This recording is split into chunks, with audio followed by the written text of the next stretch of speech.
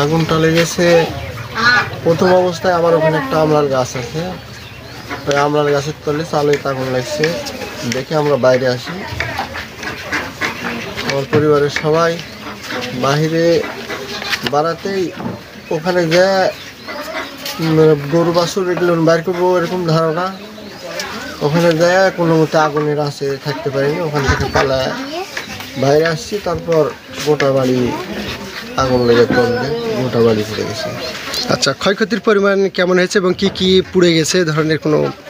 তারপর এখানে হাঁস মুরগির থেকে গরু বাছুর যা কিছু ছিল সবই পুড়ে গেছে, কিছু বাহির করা যায়নি। কয়টি গরু ছিল আপনাদের? আমার গরু ছিল 3টি। বিদ্যুতের শর্ট সার্কিট থেকে আগুনটি লেগেছে বলে এলাকাবাসী ধারণা করছেন, সেটি আপনারা দেখানোর চেষ্টা করছি যে অগ্নিকাণ্ড ঘটেছে। বলা যায় ভাই, গরু বাছুর ধরে দুইটা গরু মরে গেছে, আবার ধরে নেন মেয়ে লাগিয়েছে। তো আমি নামই তো বলি 50 বস্তা ফিট ছিল এখানে, মুরগির খাবার, লিয়ারের মুরগির খাবার ছিল, সব পুড়ে গেছে।